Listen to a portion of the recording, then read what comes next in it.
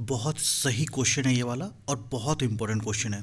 तो दक्षिणी ध्रुव का अक्षांश कितना है? आपने कहते हैं 90 डिग्री। अब समझिए थोड़ा सा, यहाँ पे क्वेश्चन थोड़ा घुमा देगा। यहाँ पे दक्षिणी हटाकर उत्तरी कर देगा, तो आप क्या करोगे? तो जब दक्षिणी हटाकर उत्तरी करेगा तो वो भी होगा 90 डिग्री ही, लेकिन जब उत्तरी की बात होगा तो ये होगा उत्तर और दक्षिणी की बात होगा तो ये होगा दक्षिण। यानी कहने का मतलब क्या हुआ कि अगर दक्षिणी ध्रुव का अक्षांश कितना है तो 90 डिग्री दक्षिण, और उत्तरी ध्रुव का अक्षांश कितना है तो 90 डिग्री उत्तर। समझ में आ गया? क्लियर हो गया? चलिए, तो ये ऑप्शन में आपको देगा। ऐसे अगर नहीं दिया तो सिर्फ 90 डिग्री भी दे दिया तो आप समझ लेना, लेकिन दक्षिण या उत्तर डालेगा तो आपको यहाँ पे दक्षिण ध्रुव का दक्षिण लगाना है, उत्तरी ध्रुव का पूछेगा तो उत्तर लगाना है। हो सकता है उत्तर दक्षिण, दक्षिण उत्तर, उत्तर पश्चिम, ऐसे भी ऑप्शन में डाल दे, है ना। तो आपको ये क्वेश्चन अब क्लियर हो गया होगा। अगला क्वेश्चन है, ये क्वेश्चन भी 3 बार से ज़्यादा आ चुका है, बहुत इंपॉर्टेंट क्वेश्चन है कि प्रथम वित्त आयोग के अध्यक्ष कौन थे? प्रथम वित्त आयोग, इसके अध्यक्ष कौन थे? महावीर त्यागी, केसी पंत, केसी नियोगी और एस के चंदा। तो वित्त आयोग क्या होता है? वित्त आयोग होता है जो केंद्र सरकार होती है, जो केंद्र सरकार होती है और जो राज्य सरकार होती है, ये स्टेट गवर्नमेंट है, ये सेंट्रल गवर्नमेंट है। तो इन दोनों को फाइनेंशियल एक चाहिए होता है, फाइनेंशियल कनेक्शन होना चाहिए, आर्थिक कनेक्शन बना रहना चाहिए, ताकि चीज़ें जो भी बजट मिलता है, जो भी इनको डेवलपमेंट के लिए पैसे चाहिए होता है, ताकि इनको ये बन सके, मिल सके। तो इसके बीच जो रोल निभाता है वो आता है वित्त आयोग। वित्त आयोग ही इन दोनों के बीच रिश्ता बनाता है, फाइनेंशियल रिलेशन की बात करते हैं। इसकी स्थापना कब हुई थी? तो 1951 ईस्वी में इसकी स्थापना हुई थी, 1951 में। अब क्वेश्चन पे आ जाते हैं कि अध्यक्ष कौन थे इसके। तो जब प्रथम वित्त आयोग बना था 1951 में, तो इसके आयोग थे केसी नियोगी। सी इसका राइट आंसर हो गया। समझ में आ गया? ये क्वेश्चन भी बहुत इंपॉर्टेंट था, और जैसा बोलता हूँ 3 बार वाले क्वेश्चन हैं, ये 3 बार से ज़्यादा आ चुके हैं। नेक्स्ट आते हैं। Hello friends, welcome back to perfect Pustak. दोस्तों, आज है शुक्रवार, और जैसा मैं हमसे हमेशा वादा किया हूँ कि हमारी वीडियो बुधवार, शुक्रवार और सोमवार, यानी सोमवार, बुधवार, शुक्रवार, सप्ताह के 3 दिन आता है रात के 8:30 पर। और आज सेट नंबर 42 है। हमने फिर से वही सेट उठाया है जो एग्जामिनेशन में 3 बार या 4 बार या 10 बार आ चुके। 3 बार से कम अगर क्वेश्चन आया तो उसको नहीं उठाया गया है। जितने भी एग्जामिनेशंस हैं, जहाँ जहाँ जीके जीएस पूछा जाता है, उसमें बहुत इंपॉर्टेंट क्वेश्चन है उन सब के लिए। वीडियो के अंत तक बने रहिएगा। हमारा टेलीग्राम ग्रुप भी है जिसको आप ज्वाइन कर सकते हैं, और इसका लिंक डिस्क्रिप्शन में भी दिया गया, आप क्लिक कर सकते हैं। और हाँ, इंपॉर्टेंट बात यह है कि अगर 42 में से कोई सेट छूट गया आपका, है ना, 41 सेट इसके पहले हो चुके हैं, तो घबराने की बात नहीं है। प्लेलिस्ट का लिंक दिया गया डिस्क्रिप्शन में, पहले लाइन में आप जाइए, एक एक वीडियो देख लीजिए, सारे इंपॉर्टेंट क्वेश्चन है। और जैसा हमेशा हम बोलते हैं कि जब आप वीडियोस कुछ देख लोगे तो क्वेश्चन रिपीटेशन होता है। देखो, अब रिपीट होना शुरू हो रहा है, ठीक है। इस वीडियो में भी अगर आप हमारे पुराने वीडियो देखोगे तो 4-5 क्वेश्चन ऐसे आ चुके हैं जो कि रिपीट हुए हैं, है ना। चलो आते हैं क्वेश्चन नंबर 1 पर। क्या है वो देखते हैं। बारदोली आंदोलन, कहीं कहीं आपको उसका नाम बारदोली सत्याग्रह भी दिखेगा। बारदोली आंदोलन का नेतृत्व किसने किया था? क्या था बारदोली आंदोलन? बारदोली आंदोलन जो था ये 1928 ईस्वी में गुजरात में हुआ था, जो एक किसान आंदोलन था, ठीक है। तो बारदोली आंदोलन क्या था? इसको बारदोली सत्याग्रह भी कह सकते हैं, जो कि किसान आंदोलन था, और ये 1928 ईस्वी में कहाँ हुआ था? गुजरात में हुआ था। बहुत सही क्वेश्चन ये वाला। अब इसका नेतृत्व कितने किया था? लाल बहादुर शास्त्री ने, राजेंद्र प्रसाद ने, वल्लभ भाई पटेल ने और बाल गंगाधर तिलक ने। सही जवाब है वल्लभ भाई पटेल। इनको दूसरा नाम क्या था इनका? सरदार। सरदार मतलब क्या होता है? नेता। और ये बारदोली की महिलाओं ने कहा था। तो बहुत इंपॉर्टेंट क्वेश्चन था, सी इसका राइट आंसर हो गया। अगले क्वेश्चन पे आते हैं। आज़ाद हिंद सरकार की स्थापना कब हुई थी? आज़ाद हिंद सरकार क्या था? आज़ाद हिंद सरकार, तो आज़ाद हिंद सरकार जो था ये एक अंतकालीन अस्थायी सरकार थी। क्या थी? अंतकालीन अस्थायी सरकार, जब भारत गुलाम था। अब आता है इसका स्थापना कौन किया था और कब हुआ था? 1943 में, 1923 में, 1915 में, 1907 में। इसमें भी बहुत इंपॉर्टेंट पॉइंट बताने वाले मेरे दोस्त। और जो है सर, हमेशा हम बोलते हैं जब मेरा वीडियो देखा कीजिए ना, तो कॉपी पेन ज़रूर हाथ में रखिए। बहुत सारे ऐसे पॉइंट्स होते हैं जो कि आपको मैं बताता हूँ, और एग्जामिनेशन पॉइंट ऑफ व्यू से बहुत इंपॉर्टेंट होते हैं। आप उसको नोट डाउन ज़रूर किया कीजिए, रिक्वेस्ट मानिए मेरा ये, है ना। चलिए, तो आज़ाद हिंद सरकार के बारे में हमने क्या बताया कि ये एक अंतकालीन अस्थायी सरकार थी, जिसकी स्थापना सुभाष चंद्र बोस ने की थी। और देखो इसके पीछे थोड़ा सा ट्विस्ट है। एक्चुअली में स्थापना में का श्रेय सुभाष चंद्र बोस को गया है, लेकिन हुआ क्या था, रास बिहारी राय जो थे, रास बिहारी बोस भी जिनको बोलते हैं, उन्होंने भी इसमें अहम भूमिका निभाई है। और उन्होंने जब देखा कि सब कुछ स्थापित हो गया तो पूरी जिम्मेदारी इसकी दे दी सुभाष चंद्र बोस के हाथ में। क्लियर है, ये कहानी रहा एक्चुअली में। अब क्या होता है, इसकी स्थापना कब हुई? इसकी स्थापना हुई थी 1943 ईस्वी में। और इसकी स्थापना कहाँ हुई थी? ये हुई थी सिंगापुर में। सिंगापुर में इसकी स्थापना हुई थी।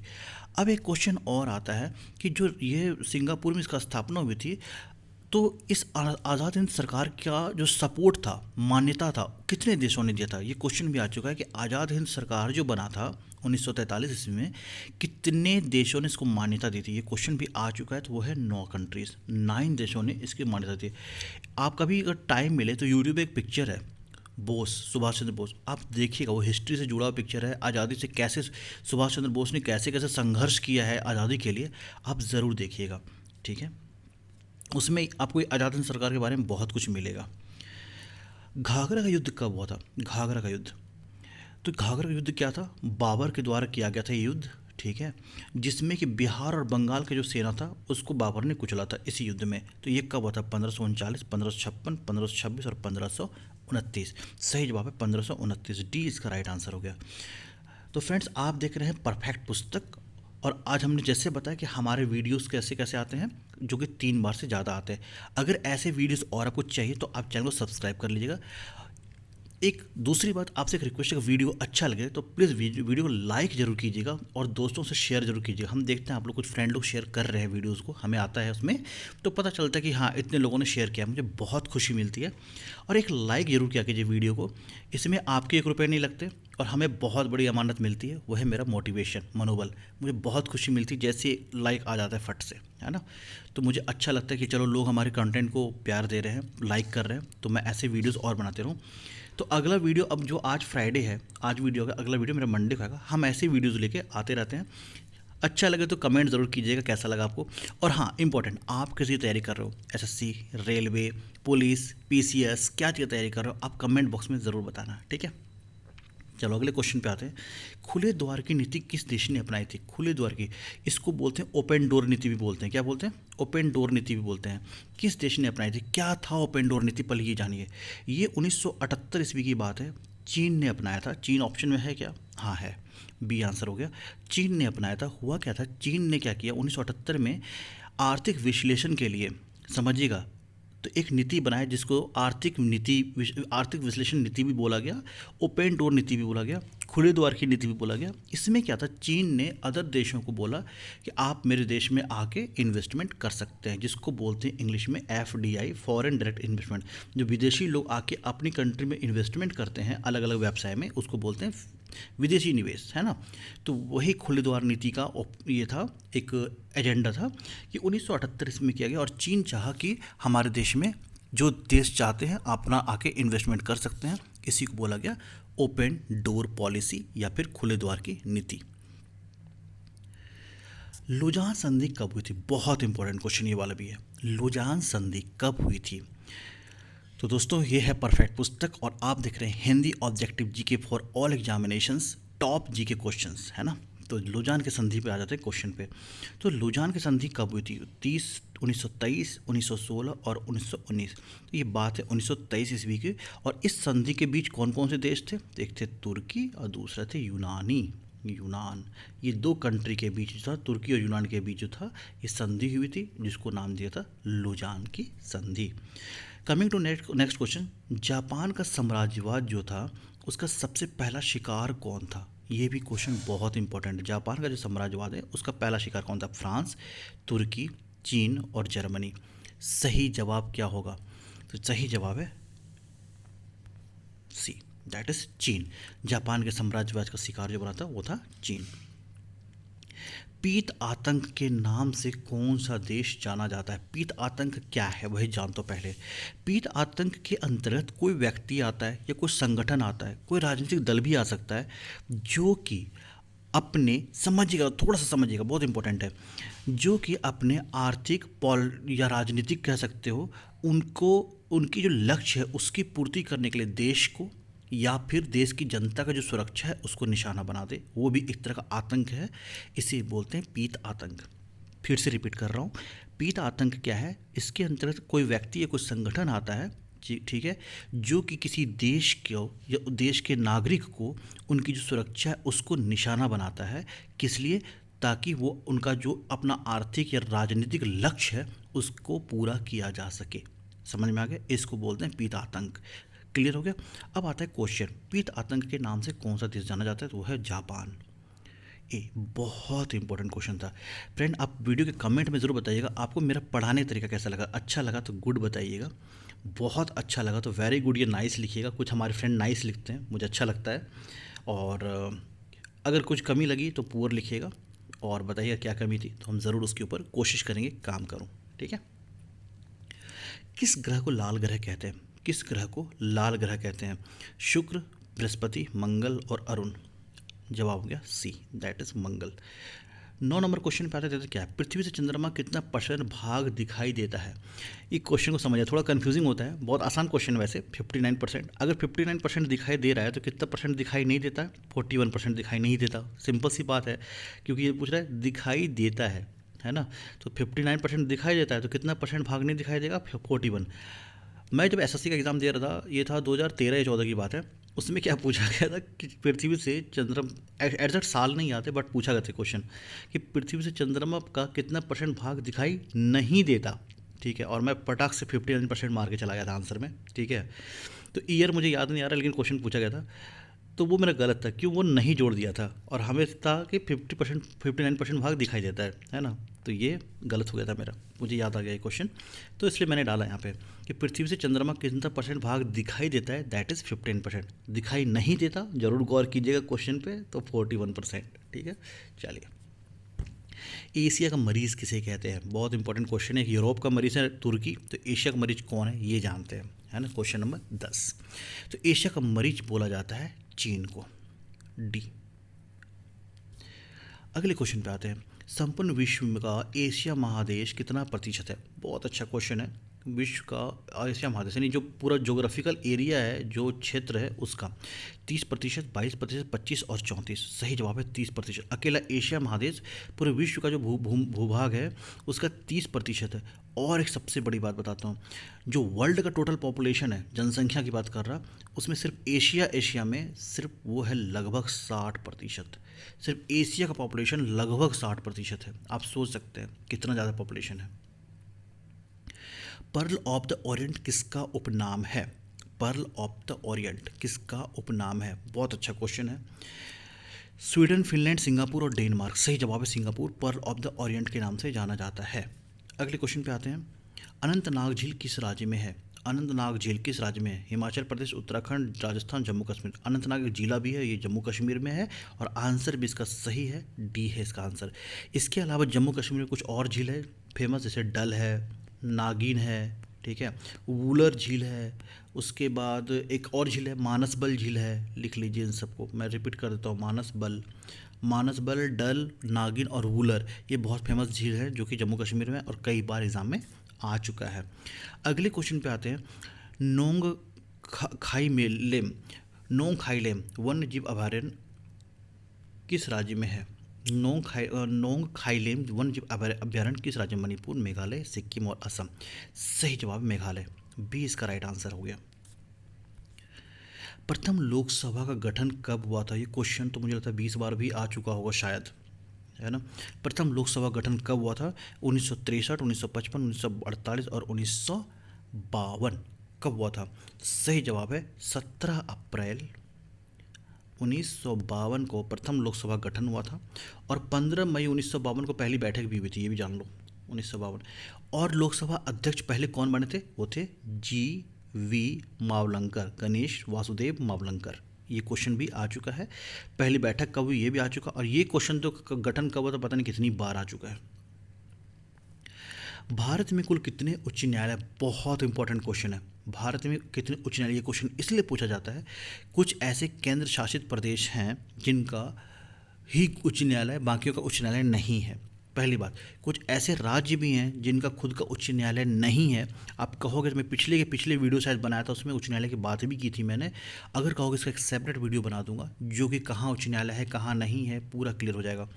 तो अब आते हैं आंसर पे। भारत में उच्च न्यायालय की संख्या 21, 25, 23 और 28, वो है 25। 20 का राइट आंसर हो गया।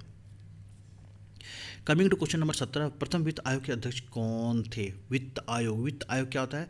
वित्त आयोग वो होता है जो राज्य सरकार और केंद्र सरकार के बीच वित्तीय रिश्ते को बनाता है, जिसको कहते हैं वित्त आयोग। अब इसका अध्यक्ष कौन था, इसकी स्थापना कब हुई थी ये भी जान लो, है ना, कि वित्त आयोग की स्थापना कब हुई थी? तो हुई थी 1951 ईस्वी में। तो इसका जो पहला अध्यक्ष थे वो थे के.सी. नियोगी। कौन थे? के.सी. नियोगी। सी इसका राइट आंसर हो गया। वार एंड पीस पुस्तक के लेखक कौन है? वार एंड पीस, लड़ाई और शांति, क्या पुस्तक बनाया भाई?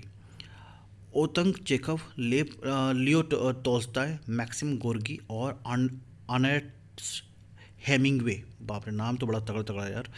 चलो, तो लेव टोल्स्टॉय ने ही लिखा है वार एंड पीस। ये क्वेश्चन बी इसका राइट आंसर हो जाता है। नेक्स्ट क्वेश्चन पे आते हैं। रामकृष्ण मिशन की स्थापना कब हुई थी? रामकृष्ण मिशन, इसकी स्थापना कब हुई थी? 1875, 1868, 1900 और 1897। तो रामकृष्ण मिशन की स्थापना कब हुई थी? बहुत इंपॉर्टेंट क्वेश्चन है और इसका है 1868, ऑप्शन नंबर बी इसका राइट आंसर हो जाएगा। नेक्स्ट क्वेश्चन पे आते हैं। डायमंड सिटी के नाम से किसे जाना जाता है? डायमंड सिटी, इसके नाम से किसे जाना जाता है? मुंबई, सूरत, दिल्ली और जयपुर। चलो, इस क्वेश्चन को तो ध्यान दीजिएगा, इसमें कुछ पॉइंट्स लिखवाते हैं। मुंबई को जानते हैं आर्थिक राजधानी, इंडिया का आर्थिक राजधानी, इकोनॉमिक कैपिटल ऑफ इंडिया, ठीक है, आर्थिक राजधानी या फिर इकोनॉमिक कैपिटल ऑफ इंडिया। सूरत को जानते हैं डायमंड सिटी, आंसर तो मिल गया आपका। दिल्ली जानते हैं सिटीज़ ऑफ रैलीज, मतलब रैलियों का शहर के लिए दिल्ली को जानते हैं। और जयपुर को जानते हैं पिंक सिटी। ये क्वेश्चन बहुत बार आ चुका है। गुलाबी शहर किसको बोलते हैं? जयपुर को। रैलियों का शहर बोलते हैं दिल्ली को। सूरत को बोलते हैं डायमंड सिटी और मुंबई को बोलते हैं इकोनॉमिक कैपिटल ऑफ इंडिया या फिर film city. Film city. Bharat में सबसे पहले सूर्य किस राज्य में निकलता है? ये क्वेश्चन भी बहुत इंपॉर्टेंट है। सबसे पहले सूर्य किस राज्य में निकलता है? अरुणाचल प्रदेश, हिमाचल प्रदेश, उत्तराखंड और नागालैंड। सबसे पहले कहाँ निकलता है? तो सबसे पहले निकलता है अरुणाचल प्रदेश में। और सबसे आखिरी में अस्त कहाँ होता है? ये क्वेश्चन भी आ चुका है, ठीक है। तो एक जिला है, उसका नाम है गुहार मोती। गुहार मोती जिला है जो पड़ता है गुजरात में। ये जो है ना सबसे पश्चिम का क्षेत्र है, उत्तर का आखिरी पश्चिम क्षेत्र जिसको बोलते हैं, वहाँ का क्षेत्र। और सबसे आखिरी में सनसेट यहाँ पर, यानी सूर्यास्त की बात कर रहा है। तो सूर्योदय सबसे पहले अरुणाचल प्रदेश और सूर्यास्त सबसे लास्ट में कहाँ पे होता है? गुहार मोती, गुजरात में। अच्छा, एक चीज़ और, उगते सूर्य का प्रतीक भी बोलते हैं अरुणाचल प्रदेश को। इसका ना नाम लिख लीजिएगा कि सूर्योदय का प्रतीक किसको बोलते हैं? तो अरुणाचल प्रदेश को। क्वेश्चन नंबर 22 पे आते हैं। विश्व जनसंख्या दिवस कब मनाया जाता है? 5 जनवरी, 15 अक्टूबर, 11 जुलाई, 23 अप्रैल। 11 जुलाई को विश्व जनसंख्या दिवस मनाया जाता है। और ये इसलिए मनाता है जो इतना हाई स्पीड से पॉपुलेशन बढ़ रहा है उस पर कंट्रोल करने के लिए एक स्टेप है ये, है ना, कदम है। दक्षिणी ध्रुव का अक्षांश कितना है? दक्षिणी ध्रुव का अक्षांश 120 डिग्री, 90 डिग्री, 45 डिग्री और 180 डिग्री। देखो, ऐसा आंसर 90 डिग्री है, लगा देना। लेकिन दक्षिणी ध्रुव का अगर पूछिएगा तो लिखा रहेगा वहाँ पे 190 डिग्री दक्षिण, या फिर उत्तरी ध्रुव का रहेगा तो 190 डिग्री उत्तर। तो यहाँ पे दक्षिणी या उत्तरी ध्रुव आ जाए तो बिल्कुल मत कन्फ्यूज होना, सिर्फ दक्षिण और उत्तर में फ़र्क होगा। 90 डिग्री का 90 डिग्री रहेगा। जैसे दक्षिण ध्रुव का अक्षांश कितना? तो 90 डिग्री दक्षिण। उत्तरी ध्रुव का अक्षांश कितना? 90 डिग्री उत्तर, ठीक है। ये क्वेश्चन अच्छे से लिख लो, क्वेश्चन इंपॉर्टेंट है। आज की वीडियो सेकंड लास्ट क्वेश्चन पे आते हैं। भारत का फिल्म प्रशिक्षण संस्थान कहाँ स्थित है? भारत का फिल्म प्रशिक्षण संस्थान पुणे, गोवा, मुंबई और चंडीगढ़। सही जवाब क्या होगा? पुणे। इसकी स्थापना भारत सरकार के द्वारा 1960 ईस्वी में की गई थी। और आज के वीडियो का आखिरी क्वेश्चन और इम्पोर्टेंट क्वेश्चन, मुखौटा नृत्य का संबंध किस नृत्य शैली से है? जो मुखौटा नृत्य है उसका जो संबंध है, कौन सा ऐसा नृत्य है जिसकी शैली से है? भारतनाट्यम, मोहिनीअट्टम, कथकली और कुचिपुड़ी। सही जवाब क्या होगा? वह कथकली। और कथकली किस राज्य का लोक नृत्य है? यह है केरल। बहुत इम्पोर्टेंट क्वेश्चन था ये वाला। तो उम्मीद करता हूँ दोस्तों आज के वीडियो से आपने बहुत कुछ सीखा होगा, अच्छा लगा होगा। कमेंट बॉक्स में ज़रूर बताइए कैसा लगा वीडियो आपको। और वीडियो को लाइक जरूर कीजिएगा, चैनल पर नए हैं तो सब्सक्राइब कर लीजिएगा, क्योंकि हम ऐसे वीडियोस लेके आते रहते हैं मंडे, वेडनेसडे, फ्राइडे, यानी बुधवार, सोमवार, बुधवार, शुक्रवार। हमारा वीडियो टाइम होता है रात के 8:30 बजे। हम वैसे वीडियो को टारगेट करते हैं, क्वेश्चन को टारगेट करते हैं। देखो बहुत सारे क्वेश्चन मिलेंगे आपको, बहुत सारे जीके, सारे अच्छे हैं, जहाँ से कुछ समझ में आ रहा है सब पढ़ो। लेकिन एक स्मार्ट स्टडी होती है, एक हार्ड स्टडी होती है। ठीक है। स्मार्ट स्टडी क्या होता है, आप कम कम कर रहे हो, ज़्यादा कम पढ़ रहे हो, ज़्यादा कवर कर रहे हो। ज़्यादा कवर कर रहे हो इन द सेंस, आप मान लो सेलेक्टेड चीज़ें ढंग से पढ़ रहे हो, 10 क्वेश्चन पढ़ रहे हो, 2 क्वेश्चन मिल रहे हैं आपके, या 1 क्वेश्चन मिल रहा है, एग्जाम्पल कह रहा हूँ। और आप यहाँ पे जैसे जैसे पढ़ो 100 क्वेश्चन पढ़ रहे हो, 2 क्वेश्चन मिल रहे हैं, तो ऑब्वियसली बात ये बेटर है। तो वहाँ इसलिए इसी को टारगेट करते हुए हमने वो क्वेश्चन उठाना शुरू किया जो देख रहा हूँ कि रिपीटेडली एग्जाम में पूछे जा रहे हैं। तो डेफिनेटली आगे पूछे जाएंगे वो, है ना। 3 बार आया तो एक बार से 3 बार अगर गया तो चौथी बार भी आएगा, 4 बार आया तो 5वीं बार भी आएगा, है ना। हाँ, इस एग्ज़ाम में नहीं, अगले एग्ज़ाम में, किसी न किसी एग्ज़ाम में आएगा ही आएगा। तो चलो, मेरी बेस्ट विशेस आपके साथ हैं, करते रहो तैयारी फटाफट, और मिलते हैं अगले वीडियो में फिर सोमवार को रात के 8:30 बजे। जय हिंद, वंदे मातरम।